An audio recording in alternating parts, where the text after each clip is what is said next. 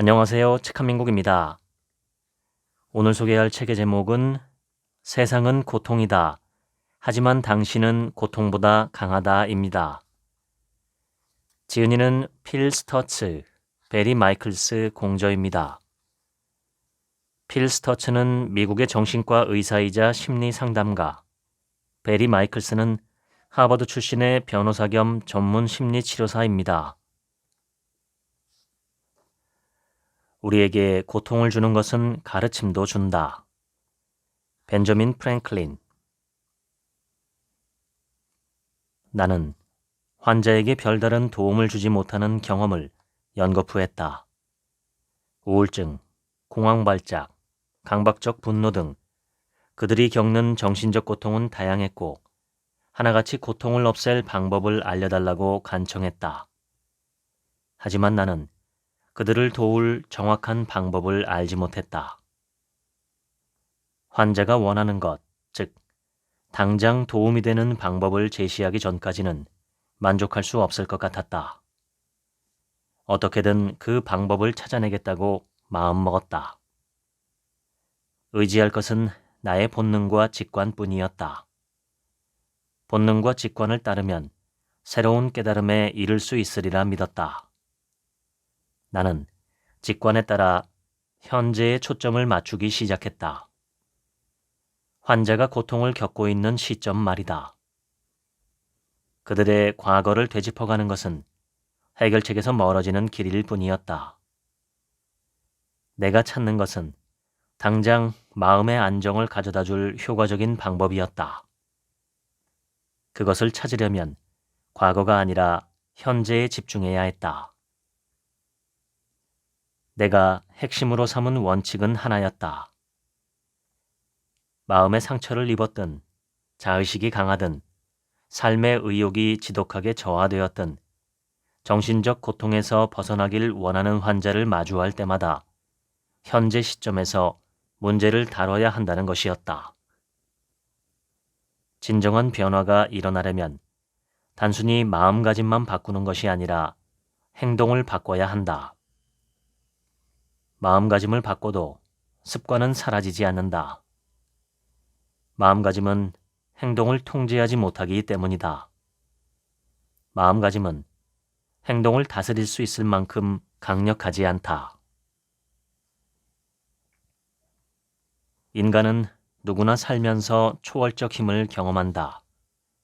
이 힘은 우리가 평소엔 불가능하다고 여겼던 무언가를 해내도록 만든다.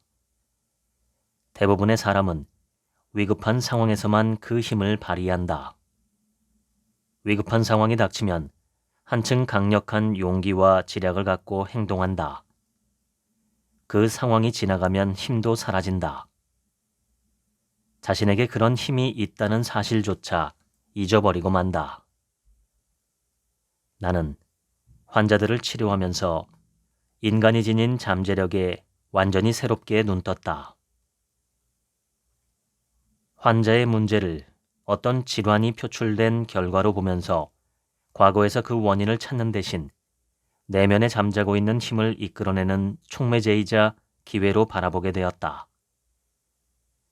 이 힘은 직접 느끼고 경험해야 한다.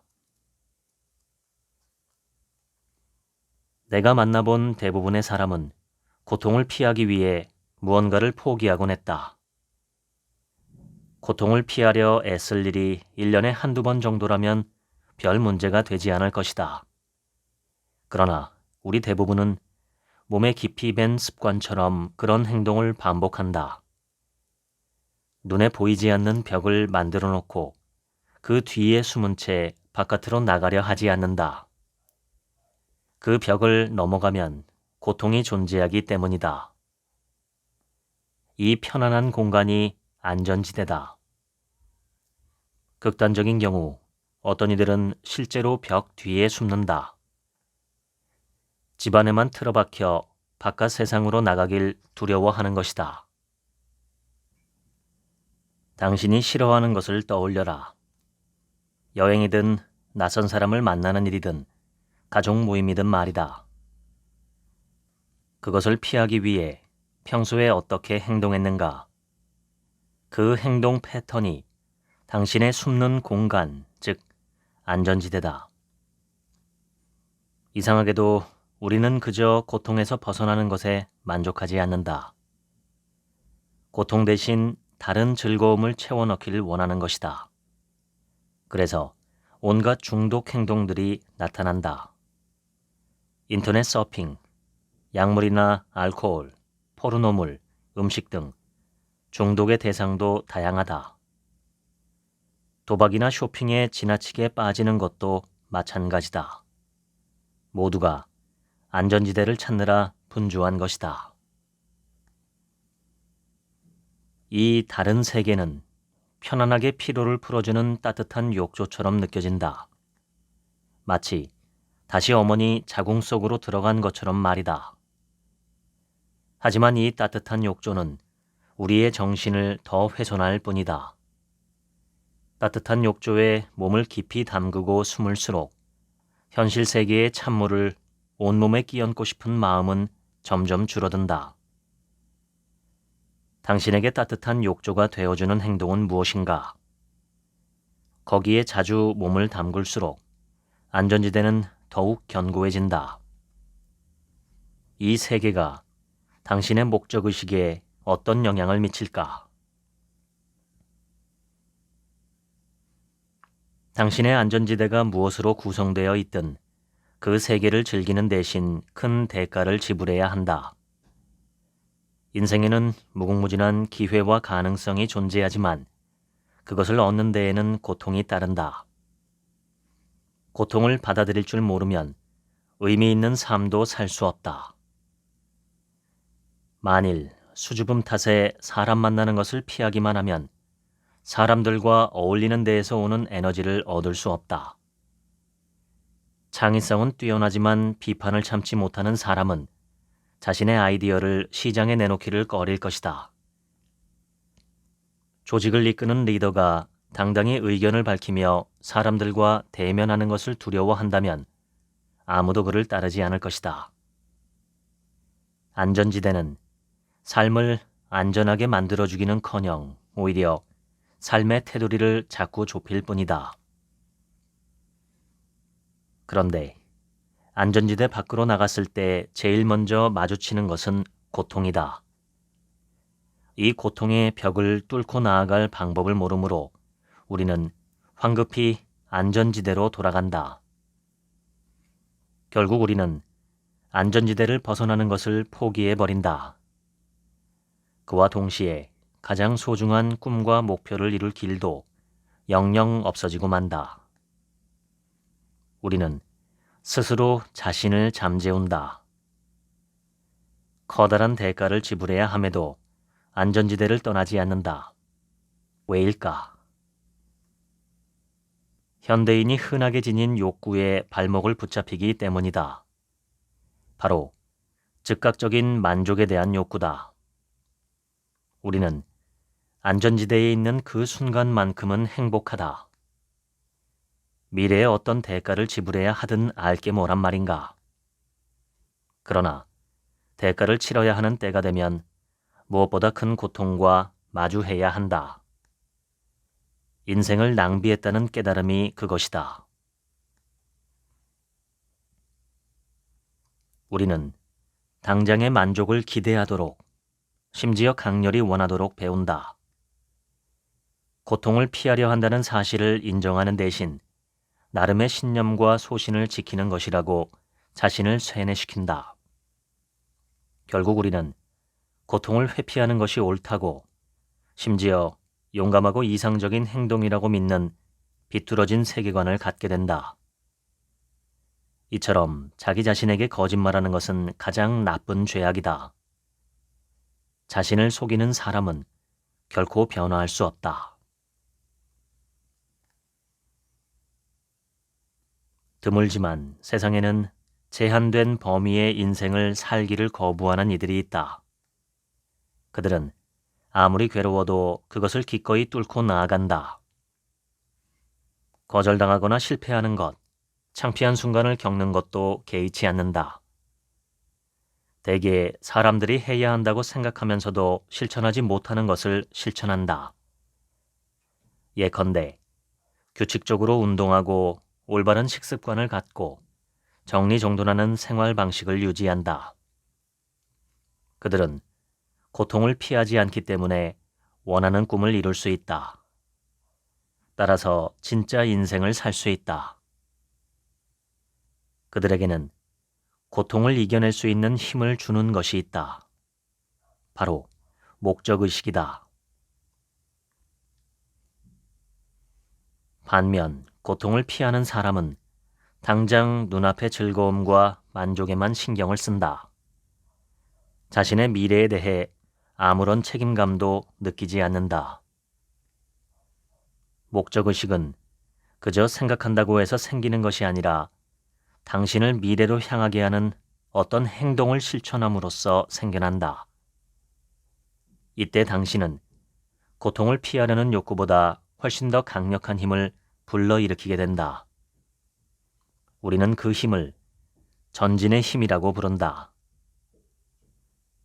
전진의 힘은 이 책에서 소개하는 5가지 초월적 힘 가운데 첫 번째다. 전진의 힘은 생명체 자체가 지닌 힘이기도 하다.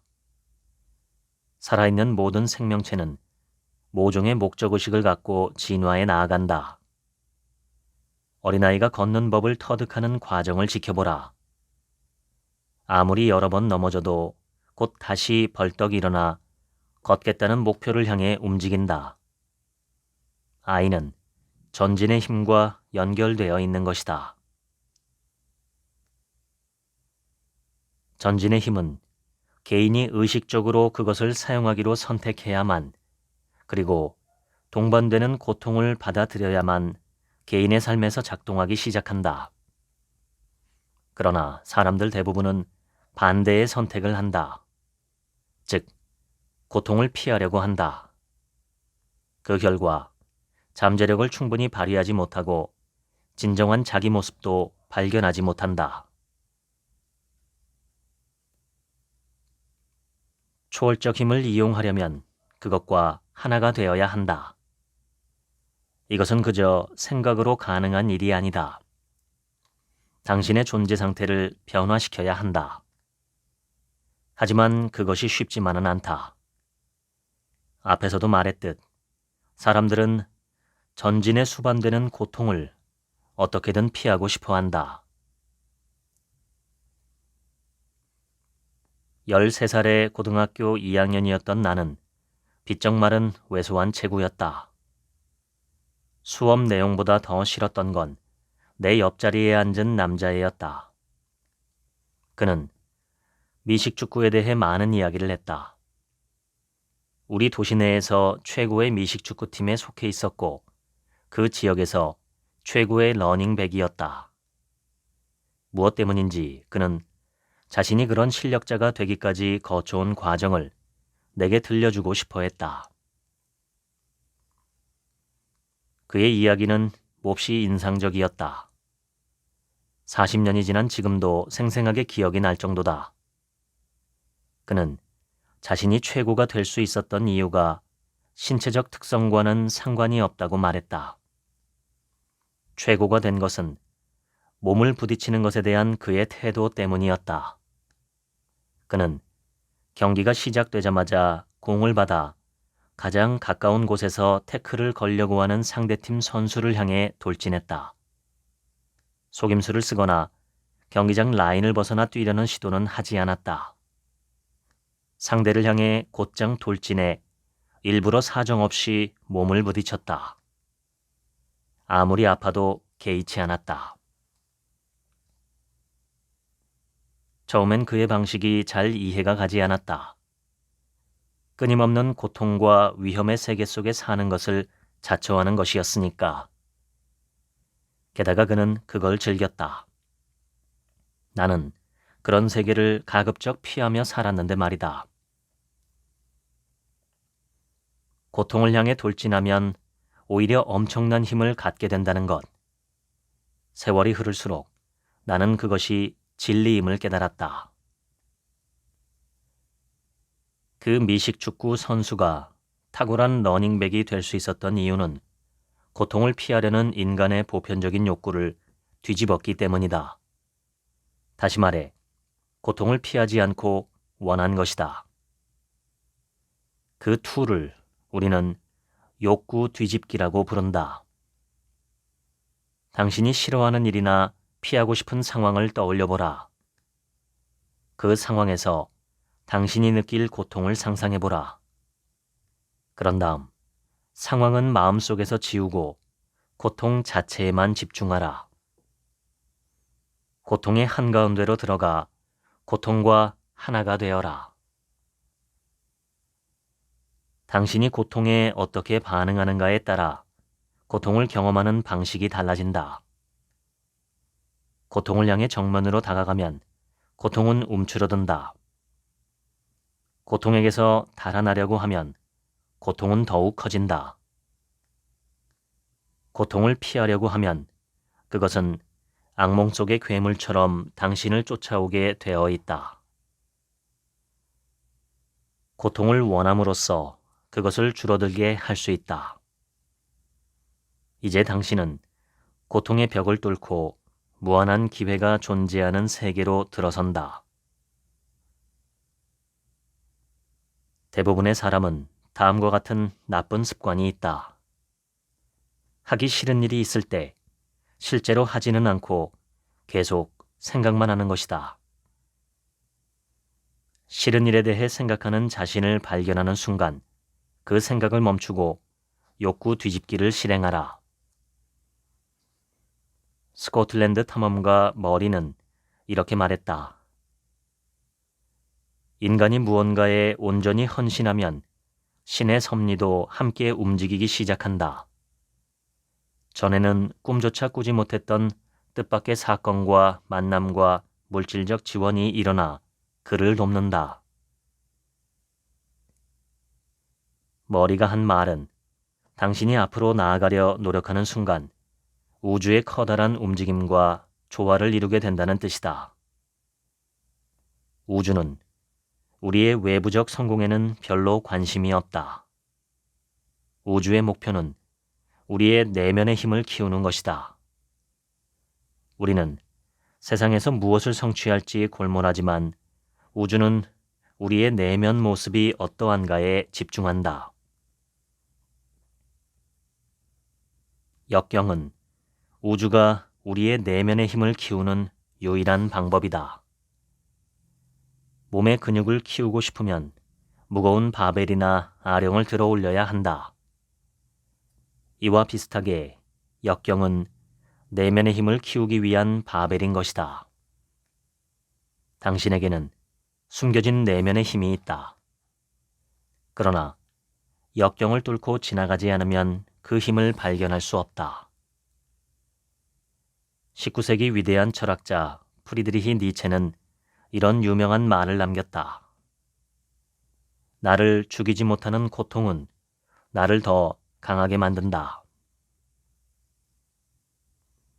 니체의 말은 고통 자체가 우리를 더 강하게 만든다는 얘기처럼 들린다.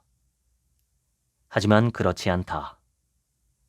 내면의 힘은 역경에도 불구하고 꿋꿋이 앞으로 나아가는 사람만 키울 수 있다. 내면의 위대함은 삶이 당신의 목표 달성을 가로막을 때 당신에게 역경을 가져다 줄 때만 기를 수 있다.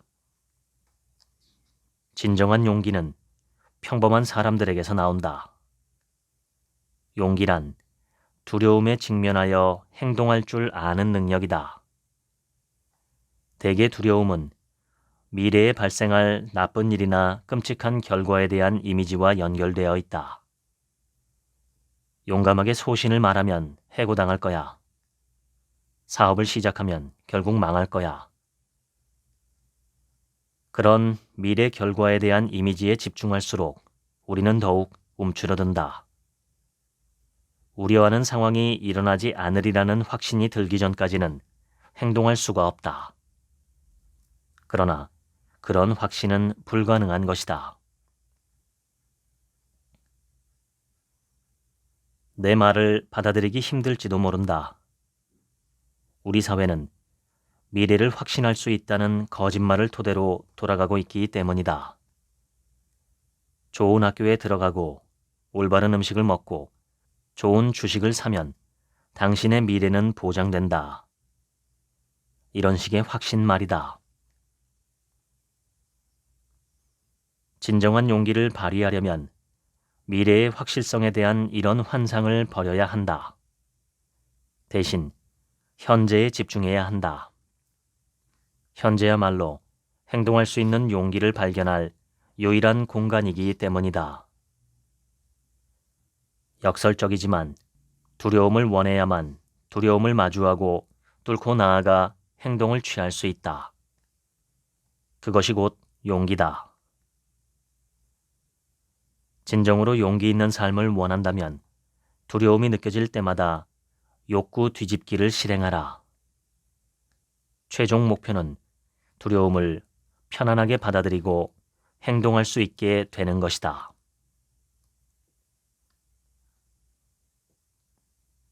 가까운 누군가가 어떤 표정이나 부정적인 말투로 당신의 감정을 상하게 할 수 있다. 이웃집에서 틀어놓은 시끄러운 음악이나 친구의 정치적 견해가 그런 자극이 될 수도 있다. 우리는 이런 심리 상태를 미로라고 부른다. 깊이 빠질수록 빠져나오기 힘들기 때문이다. 누군가에게 부당한 대우를 당했다고 느끼면 당신은 그 사람에 대해 강박적으로 집착한다. 상대방을 비난하고 상대방과 말다툼을 벌이고 심지어 안갚음할 계획까지 세운다. 이런 상태에서는 상대가 당신을 가두는 교도관인 셈이다. 당신을 이런 심리 상태에 빠지게 하는 사람이 있는가? 그렇다면 다음처럼 해보라. 눈을 감고 당신을 화나게 하는 그 사람을 떠올려라. 그 사람이 지금 눈앞에서 당신의 감정을 자극하는 것처럼 그를 향해 격하게 반응하라. 어떤 감정이 느껴지는가? 그것이 일반적이지 않은 심리 상태라는 사실을 인지하라. 어쩌면 당신에게는 그렇게 반응할 만한 합당한 이유가 있을지도 모른다. 그러나 그것은 중요하지 않다. 일단 미로에 빠지면 피해를 입는 사람은 결국 자기 자신이다. 대개의 경우 사람들이 당신에게 저지른 잘못은 당신 인생에 영구적인 피해를 주지 않는다. 상처를 마음에서 지워버리면 문제없이 계속 살아갈 수 있다. 하지만 우리는 과거의 자신에게 일어난 일에 강박적으로 집착한다.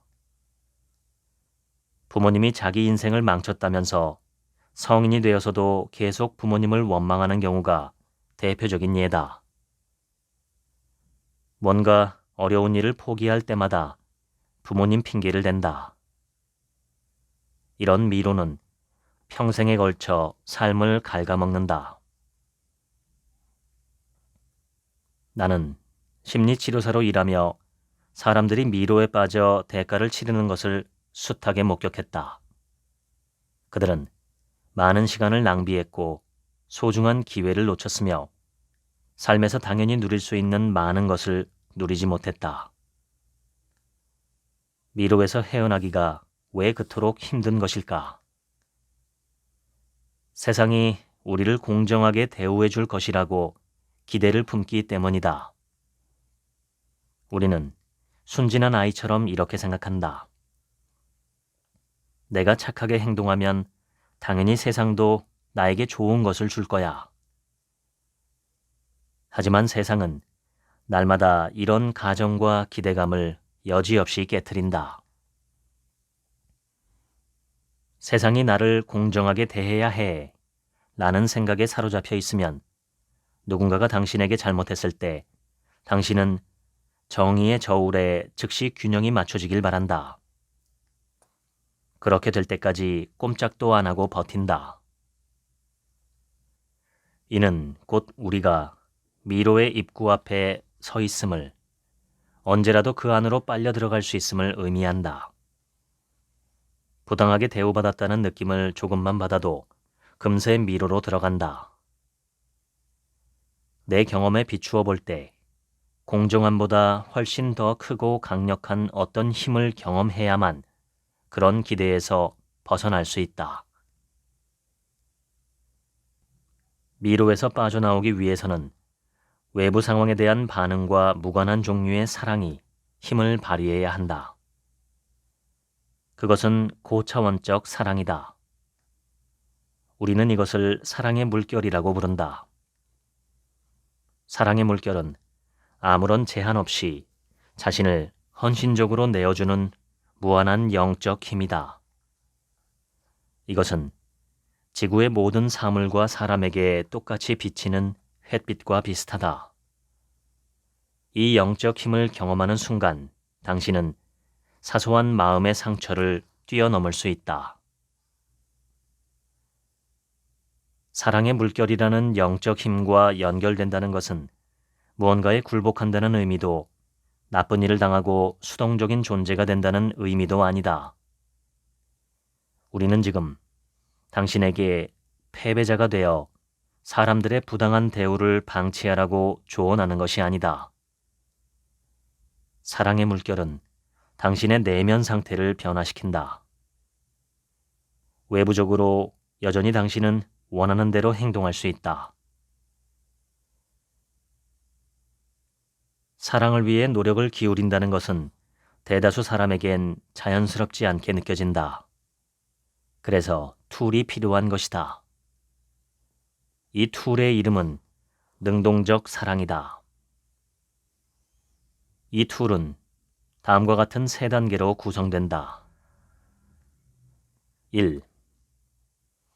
무한한 사랑으로 가득한 따뜻하고 맑은 빛이 당신을 완전히 둘러싸고 있다고 상상하라. 당신의 마음이 당신이라는 존재를 넘어서 넓어지고 또 넓어져 그 사랑의 빛과 하나가 되는 것을 느껴라. 이제 넓게 확장된 마음을 원래 크기로 줄이면 그 무한한 사랑의 에너지가 당신의 가슴에 응축된다. 2. 당신을 화나게 한 사람에게 마음을 집중하라. 실제로 눈앞에 있는 것처럼 상상하라. 당신의 가슴에 응축된 사랑을 하나도 남김없이 전부 그 사람에게 보내라. 심호흡을 했다가 공기를 완전히 몸 밖으로 토해내듯 말이다. 3. 가슴에 있던 사랑이 이동하는 것을 그대로 마음으로 좇아라. 사랑이 들어가는 것을 느껴라. 그러면 당신은 그 사람과 하나가 된 기분이 든다. 긴장을 풀고 이제 다시 무한한 사랑이 당신을 둘러싸는 것을 느껴라. 무한한 사랑의 빛이 당신이 써버린 사랑의 에너지를 다시 채워줄 것이다. 누구나 이런 경험을 한다. 사람들에게 멋진 모습을 보이고 싶지만 머리와 몸이 말을 듣지 않는 건 말이다. 한마디로 얼어붙는 것이다. 입안이 마르고 몸이 떨리고 머릿속이 하얗게 지워진다. 말하려던 내용이 생각나지 않고 심지어 제대로 된 문장도 구성하지 못한다. 밤중에 길을 건너다 도로 한가운데 멈춰선 사슴처럼 말이다. 그러나 얼어붙는 것은 사실 외부 상황이 아니라 내면의 불안함 때문이다.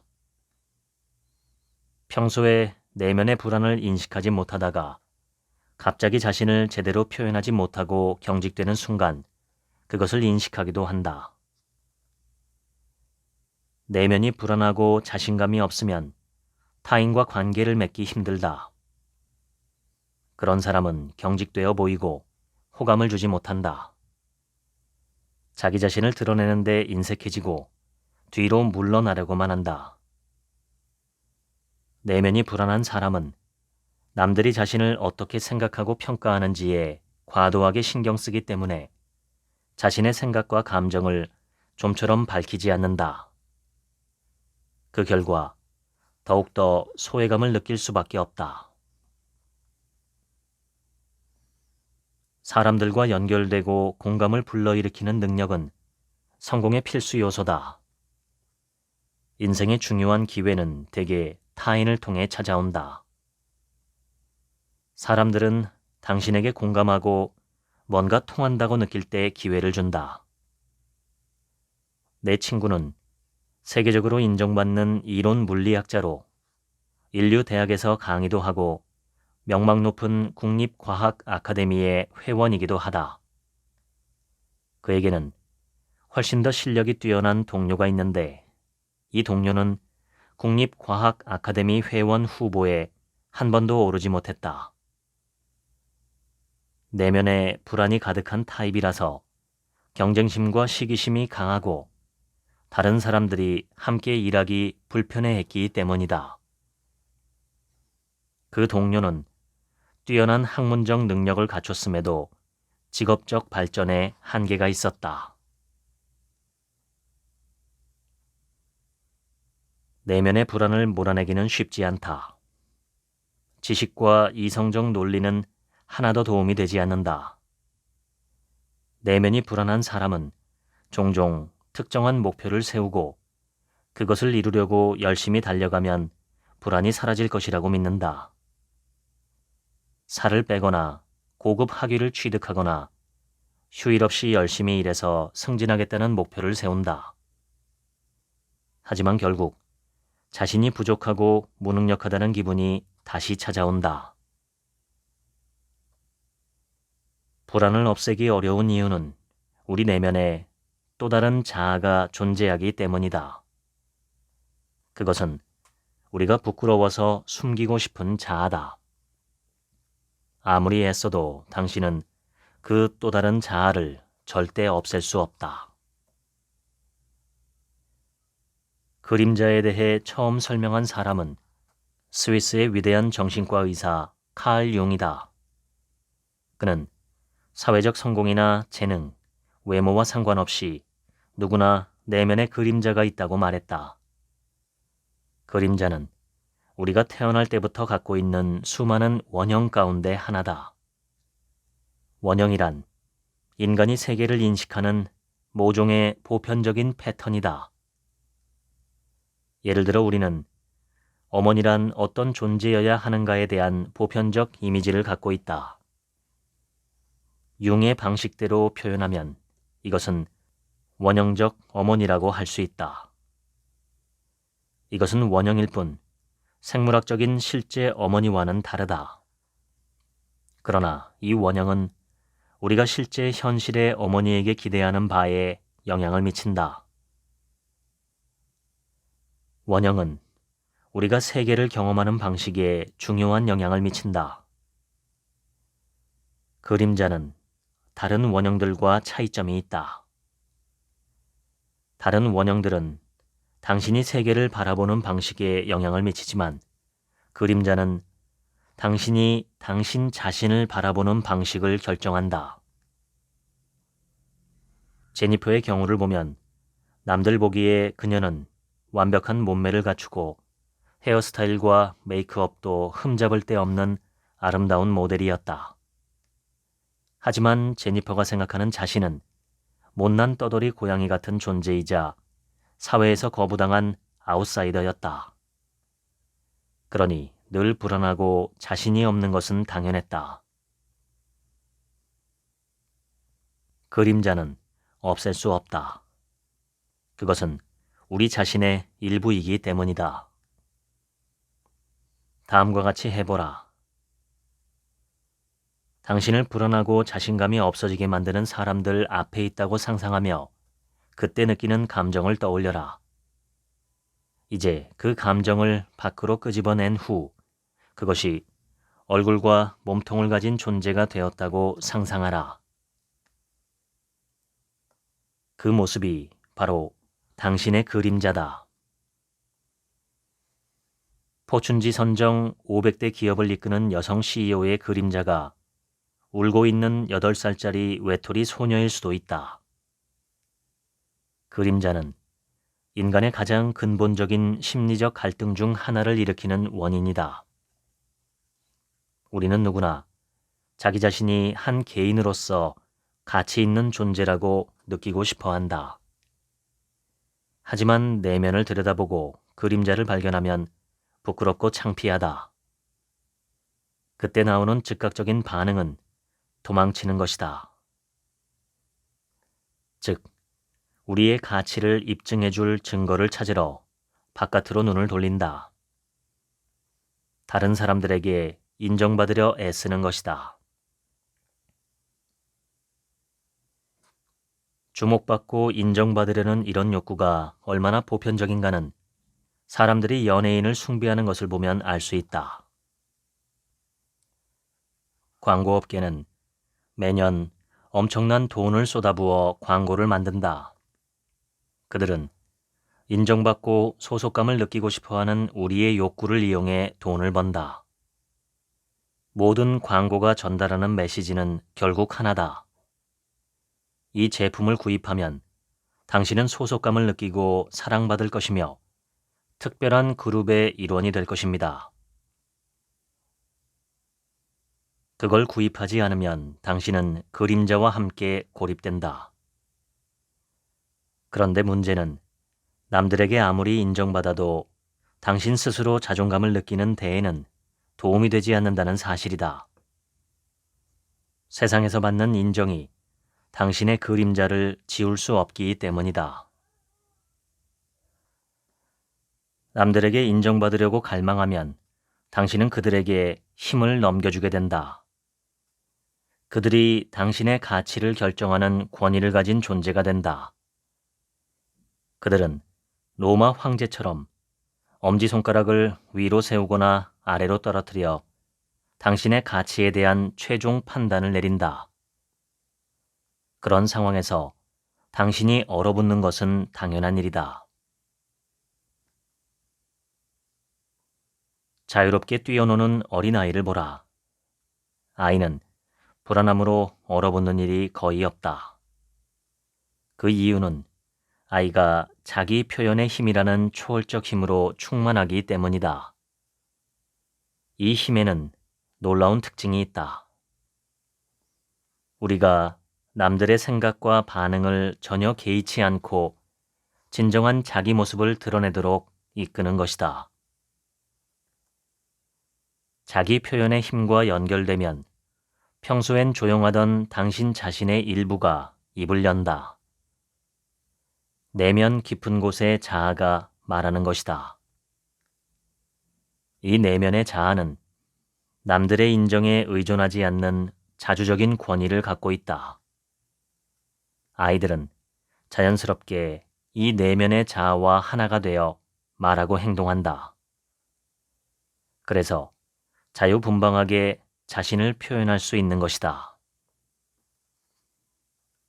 우리는 자신이 실제 세상에 대해 걱정한다고 믿지만 사실은 우리 마음속에만 존재하는 세상을 걱정할 때가 많다. 이 내면의 세계는 너무나 강력해서 우리는 진짜 현실을 직시하지 못한다. 영국의 시인 존 밀턴은 신라곤에서 이렇게 말했다. 마음은 그 나름의 독립적인 공간이며 그 안에서 지옥을 천국으로 만들 수도 있고 천국을 지옥으로 만들 수도 있다. 끊임없이 걱정할 때 당신은 스스로 부정적 에너지를 만들게 되며 그 부정적 에너지는 당신 머리 위를 먹구름처럼 뒤덮는다. 먹구름은 긍정적 생각을 전부 차단하고 재앙이 금방이라도 닥칠 것 같은 두려움을 만들어낸다. 자연재해든 질병이든 또는 인간이 저지르는 실수든 말이다. 걱정하는 일이 실제로 발생할 개연성과는 무관하게 먹구름의 힘은 아주 강력하다. 사실 그 일이 현실에서 일어나는 경우는 거의 없다. 반복적인 상상 때문에 먹구름이 한층 강력하게 우리를 장악하는 것이다. 먹구름은 긍정적인 모든 것을 다 지워버린 채 부정적인 것만이 진실이라고 당신을 설득한다. 먹구름에 짓눌린 사람의 마음에는 결코 평온함이 생길 수 없다. 가장 강력한 먹구름을 만들어내는 것은 걱정이다. 마음의 평온을 잃으면 모든 게 문제로 보인다. 걱정거리와 싸우는 데에 모든 에너지를 쏟는 나머지 삶을 즐기는 것은 상상할 수도 없는 사치가 된다. 먹구름 속에서는 모든 문제가 생사가 걸린 것처럼 중요하게 보인다. 하지만 그렇게 느끼는 사람은 오직 당신뿐이다. 생각 패턴을 바꾸는 일이 어렵지 않다고 믿기 쉽다.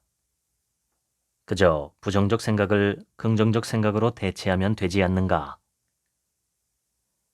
긍정적 사고방식이라는 책이 인기를 얻으며 그런 믿음은 더욱 확산되었다. 이런 접근법은 효과가 있을 것 같지만 안타깝게도 그렇지 않다. 왜냐하면 실제로는 긍정적 사고가 발휘하는 힘이 부정적 사고와 비교가 안 될 만큼 약하기 때문이다. 걱정은 아무런 도움이 되지 않는다. 그런데도 우리는 그 잘못된 믿음에 쉽게 휩쓸린다. 그런 믿음이 우리가 미래에 영향을 미칠 수 있다는 안도감을 주기 때문이다.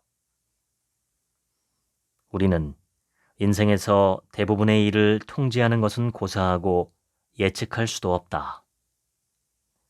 야유회가 비 때문에 취소되고 갑자기 심근경색이 찾아오기도 한다. 어느 때고 어떤 일이든 일어날 수 있는 게 인생이다. 그럼에도 우리는 통제할 수 없는 것을 통제하고 싶어 한다. 감사하는 마음은 우리가 지각할 수 없다고 생각했던 무언가를 지각하도록 해준다. 우주는 신비로운 방식으로 움직이며 우리는 그것이 베푸는 풍부함을 끊임없이 받고 있다. 생명의 근원은 당신이 태어나서 죽을 때까지 매 순간 당신을 도와준다. 이러한 관계를 깨닫고 감사함을 느끼면 현실과 세상을 완전히 새롭게 보는 눈을 뜰 수 있다. 살다 보면 특별히 노력하지 않았는데도 저절로 마음에 감사가 차오를 때가 있다. 캠핑을 하며 별이 쏟아질 듯한 밤하늘을 올려다볼 때, 첫 아기가 태어났을 때 등등. 이런 순간이 특별한 까닭은 삶의 무언가를 선물 받았다는 강렬한 감정 때문이다. 스스로는 만들어낼 수 없었을 무언가를 말이다. 마음속의 부정적 사고와 걱정을 정말로 떨쳐내고 싶다면 감사하는 마음을 자유롭게 불러일으키는 방법을 배워야 한다. 당신의 삶에서 감사할 수 있는 것을 떠올려라. 특히 평소 당연하다고 여겼던 것을 포함하라. 그것들을 조용히 말로 표현하라. 내 시력이 좋아서 감사해. 집에서 언제든 뜨거운 물을 쓸 수 있다는 사실이 감사해 등등. 적어도 5가지 이상을 언급하라. 감사함이 마음에서 나와 위쪽으로 흘러 올라가는 것을 느껴라. 감사한 일을 입으로 나열하는 것을 마친 후에도 당신 마음에서는 계속 감사의 기운이 발산되어 나온다. 이때 발산되는 에너지가 바로 감사의 흐름이다. 현대인 대부분은 좀처럼 마음의 평온을 얻지 못한다. 그 이유는 엉뚱한 곳에서 찾기 때문이다. 사람들은 세상에서 훌륭한 것을 얻거나 성취하면 마음의 평온을 찾을 것이라 믿는다. 은퇴 후를 걱정하지 않아도 될 만큼 충분한 돈을 모으면, 근사한 별장을 장만하면, 착하고 성실한 배우자와 결혼하면 마음의 평온을 얻을 것이라고 말이다.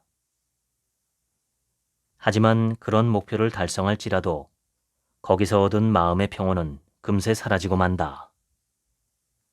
이유는 간단하다.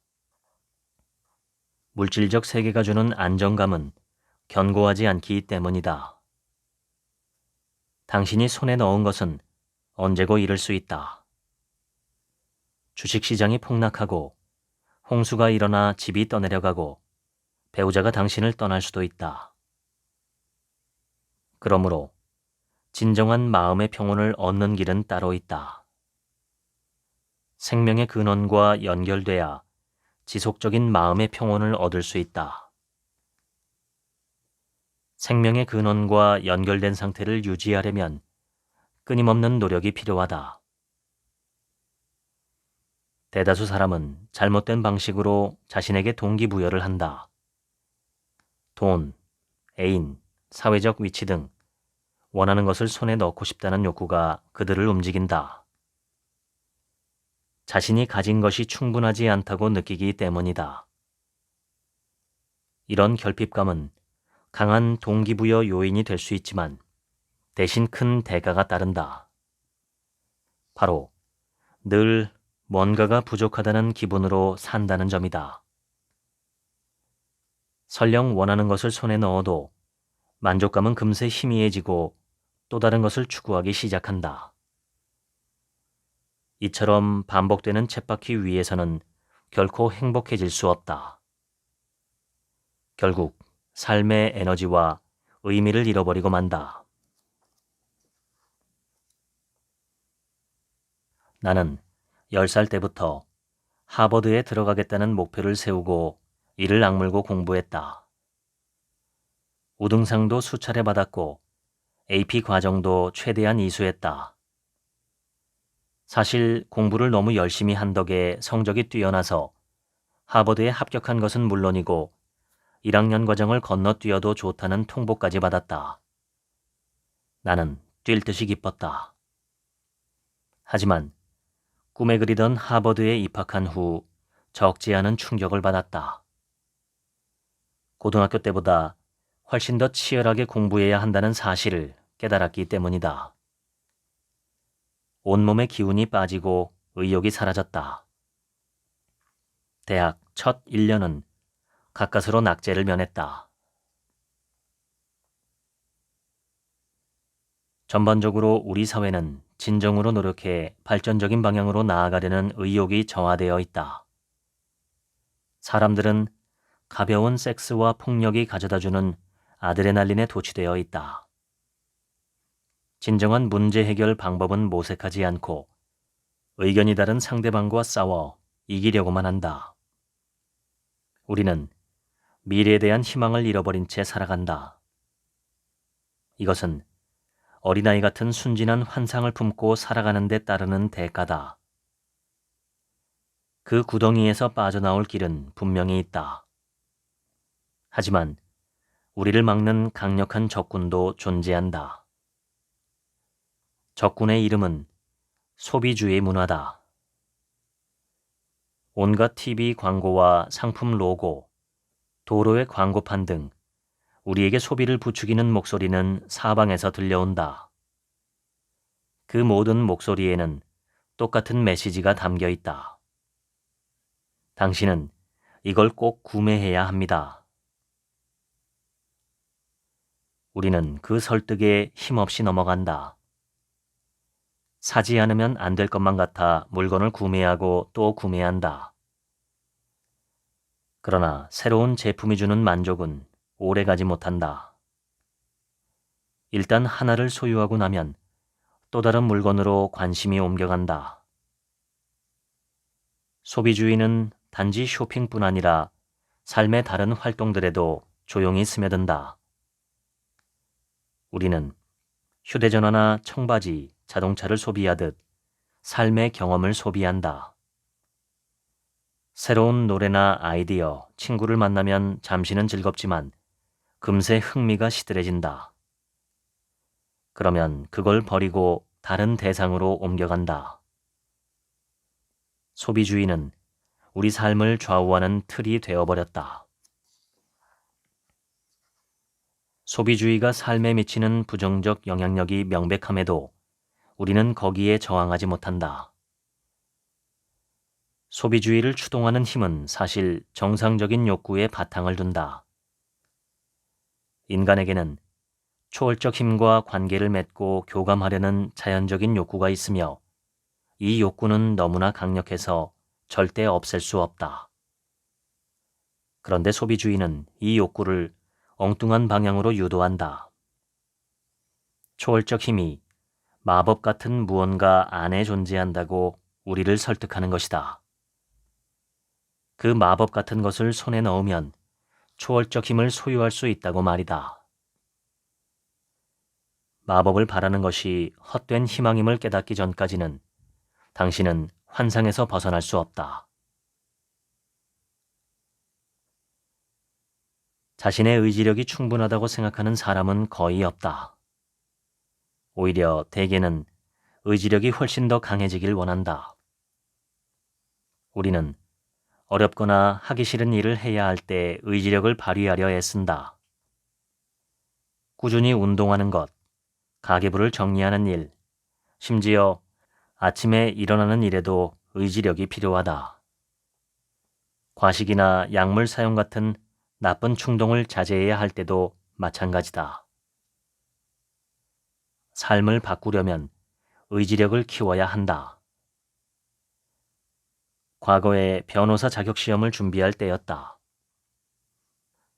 사흘에 걸친 힘든 시험이었다. 지원자의 절반 이상이 탈락하곤 했다.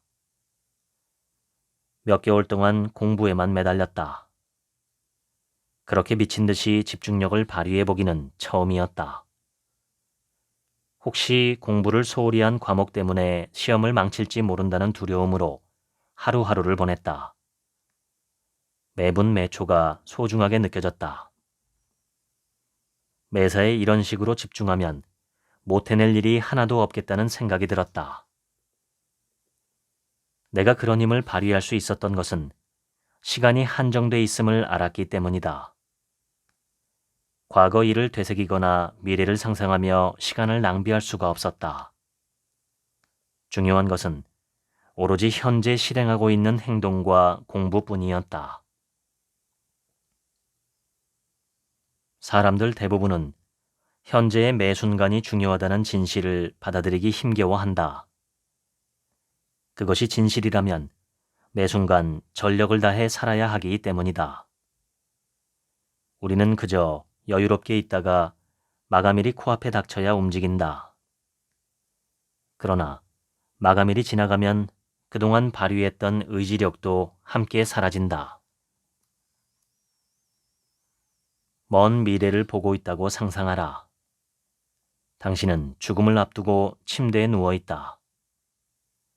인생을 다 산 그 사람은 현재라는 시간이 얼마나 소중한지 누구보다 잘 안다. 이미 그것을 모두 헛되이 써버렸기 때문이다.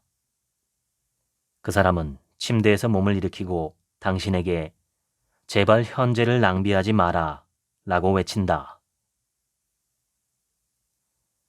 죽음은 인간에게 주어진 시간이 유한하다는 사실을 상기시키는 가장 강력한 단어이다. 18세기 영국의 문인 세뮤얼 존스는 죽음에 가까워진 상황이 인간을 얼마나 강렬하게 자극하는지 이런 말로 표현했다. 자신이 2주 후에 교수형을 당한다는 사실을 아는 사람은 경이로운 수준의 집중력을 발휘한다. 가만히 들여다보면 우리 대부분의 마음속에는 삶을 낭비하고 있는 건 아닌가 하는 두려움이 숨어 있다. 소비주의 문화가 제공하는 수많은 제품과 이미지는 우리가 그 두려움을 외면하게 도와준다. 죽음을 상상하면 어느 때고 의지력을 끌어낼 수 있다. 소비주의에 물든 사람은 가급적 최소한의 노력을 들이고 보상을 얻길 바란다. 그런 사람은 내가 세상에 어떤 기여를 할 수 있을까가 아니라 세상에서 무엇을 얻을 수 있을까에만 관심이 있다. 세상에 어떤 긍정적 영향도 미치지 못한다. 그가 죽고 나면 세상에 살았었다는 흔적은 어디에도 없다. 하지만 창조자는 다르다. 창조자는 세상에 긍정적 영향을 미치겠다는 마음으로 매 순간을 살아간다. 그런 사람은 다음과 같은 특징을 지닌다. 1. 세상을 있는 그대로 받아들이지 않고 세상에 없는 무언가를 만들어낸다. 2. 무리를 따르지 않고 자신의 길을 스스로 정한다. 남들의 시선이나 반응은 아랑곳하지 않는다. 3. 소비주의 문화의 피상적 이미지와 가치에 끌려가지 않는다. 당장 눈앞의 만족을 포기하고서라도 자신의 목표에 집중한다. 누구나 이런 삶을 살 수 있는 잠재력이 있지만 실제로 그렇게 사는 사람은 매우 드물다. 이런 삶을 살기 위해서는 초월적 힘을 인정하고 그것과 교감해야 한다.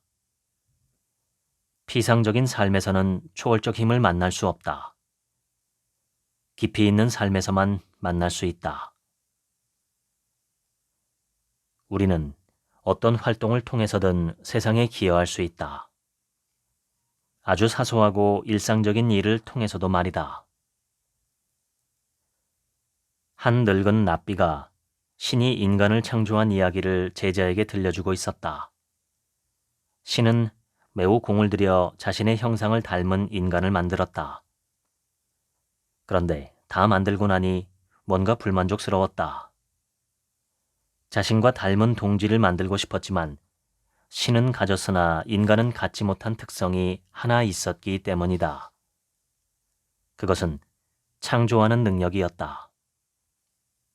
그래서 신은 지구를 만들고 험한 환경 한가운데 인간을 던져놓았다. 인간은 어쩔 수 없이 많은 것을 창조해야 했다. 집을 짓고 작물을 기르고 바퀴를 발명했다. 이제 인간은 신의 모든 특성을 지닌 존재가 되었다. 그때 제자가 고개를 갸웃거리며 랍비에게 물었다. 왜 신은 그렇게 힘든 방식을 택했을까요? 그냥 인간에게 창조 능력을 주면 될 텐데요. 그러자 랍비가 대답했다. 창조 능력은 그냥 준다고 생기는 것이 아니란다. 위의 이야기는 신의 진정한 역할이 우리를 끊임없이 힘들게 노력하게 만드는 것이라고 설명한다. 우리는 스스로 자신을 구해야 한다. 그렇게 하면 돈으로 따질 수 없는 훨씬 가치 있는 보상이 돌아온다. 그 보상이란 창조자로서 살아갈 기회다. 이것은 우리가 할 수 있는 가장 의미 깊은 경험이다. 르네상스 시대의 의사이자 신비주의자 파라켈수스는 이렇게 말했다. 행복은 나태함 속에 있지 않다. 모든 인간은 땀과 노력으로서 신이 자신에게 준 재능을 이용해야 한다. 랍비의 이야기에 담긴 요점은 신은 인간이 창조자가 되기를 원했다는 것이다. 그래야 인간이 신을 닮은 동지가 될 수 있기 때문이다. 그것이 바로 이 우주가 우리에게 힘든 과정을 주는 이유다. 우리의 삶은 어렵고 힘든 과정이어야 한다. 진화할 것인가 아니면 지금 상태로 머물 것인가 하는 선택은 당신에게 달려있다. 우주는 인간의 자유의지를 존중하기 때문에 당신이 싫다고 하는데도 당신을 억지로 진화의 길로 밀어넣지는 않는다. 현대인은 과학적 사고 모델이 우리의 인식을 얼마나 제한하는지 잘 모른다. 과학은 이성과 논리로 입증할 수 없는 것은 받아들이지 않는다. 내면 세계로 들어가야 한다. 이는 이성적 사고로 이해할 수 없는 영역이다. 내면 세계에서는 당신의 전체적 자아에 영향을 미치는 것이 곧 실제하는 것이다. 우리는 초월적 힘이 존재하거나 존재하지 않는다고 증명할 수 없다. 초월적 힘을 직접 느끼는 것만이 그것의 실제를 확인하는 길이다. 철학자 키에르케고르가 한 다음의 말 역시 이와 같은 메시지를 암시한다. 인생에는 인생을 살아감으로써만이 발견할 수 있는 숨겨진 힘이 존재한다. 당신이 가족을 잃어버린 채 전쟁 난민이 되었다고 상상해보라. 가족이 어딘가에 살아있다는 사실을 알려주는 통지서를 받는 것과 실제로 가족과 재회하는 것, 이 두 가지는 천지 차이가 아닐까? 머리로 무언가를 아는 것과 자아가 그것을 직접 경험하는 것의 차이가 바로 그와 같다. 때때로 과학자들도 과학적으로 증명할 수 없는 영역의 존재를 인정한다. 한 젊은 물리학자가 덴마크의 물리학자이자 양자론의 아버지인 닐스 보어의 집을 찾아갔다. 그는 난로 위쪽 벽에 말 편자가 걸려 있는 것을 보고 말했다. 선생님은 편자가 행운을 가져다 준다는 말 같은 건 믿지 않으실 텐데요. 그러자 보어가 대답했다. 물론 믿진 않지. 하지만 꼭 믿어야 효과가 있는 건 아니라고들 하더군. 새로운 영적 세계관에서는 각 개인이 초월적 힘을 경험하고 그 힘의 본질에 관해 자신만의 결론에 도달해야 한다. 외부 권위자는 우리의 영적 삶을 규정할 수 없다. 고대에는 사제 등의 권위자가 집단의 구성원들을 대표해 신의 뜻을 해석해 주었다. 사람들은 그런 종교 지도자의 말을 신의 말씀으로 받아들였다. 여전히 많은 종교에서 이와 같은 상위 하달식 위계 구조를 채택한다. 이것은 자신만의 이해에 도달하려는 현대인의 욕구와 상충하는 접근법이다. 새로운 영적 접근법이 필요하다. 우리가 제시하는 새로운 세계관은 모든 인간이 고유한 개별적 존재라는 사실을 토대로 한다. 당신이 초월적 힘을 알아가도록 이끌며 각자의 방식으로 초월적 힘을 경험하게 만든다. 현재 당신을 가장 힘들게 하는 문제가 무엇인가? 그걸 떠올리면서 다음과 같이 해보라. 먼저 그 문제가 당신에게 우연히 일어난 고난이라고 생각해보라. 그것은 당신의 발전에 아무 관심이 없는 무심한 우주 안에서 그냥 일어난 일이다. 기분이 어떤가? 이번에는 그 문제가 우주가 당신을 위해 마련한 도전이라고 생각해보라. 당신의 발전을 원하고 당신이 발전할 수 있다고 믿는 우주가 준비한 고난이라고 말이다. 대다수 사람들은 자신이 거대한 우주의 일부분이며 그 우주가 자기를 도우려는 목적을 갖고 있다고 생각하면 한층 심리적 안정을 되찾는다. 고통에 의미가 담겨 있다고 믿는 것은 창조자와 소비주의 마인드를 가진 사람의 근본적 차이다. 소비주의 마인드를 가진 사람은 자신의 욕구가 충족되어야만 삶이 의미 있다고 느낀다. 힘든 문제와 고난은 욕구 충족을 방해하는 장애물일 뿐이며 고난을 만나면 자연히 그 사람의 목적의식도 무너질 수밖에 없다. 반면 창조자는 고난에서 의미를 발견한다. 힘든 문제가 자신을 더 발전시킨다고 내면에 더 고귀한 자아를 발견하는 통로라고 믿는다. 그의 목적의식은 무너지기는커녕 고난을 거치며 오히려 강해진다. 어느 나라고 할 것 없이 사람들은 삼각관계에 빠진 유명 정치인, 애인을 폭행한 스포츠 스타, 약물 복용 사실이 드러난 여배우의 이야기에 관심을 쏟는다. 우리는 연예인 대신 우리 자신의 문제에 집중해야 한다. 초월적 힘과 자주 연결될수록 그 힘은 더욱 놀랍게 당신 삶을 변화시킨다. 진정한 행복은 삶의 초월적 힘이 늘 함께할 때에만 얻을 수 있다. 지금까지 세상은 고통이다. 하지만 당신은 고통보다 강하다. 읽어드렸습니다. 오늘은 하루치 생각이 없습니다. 들어주셔서 감사합니다.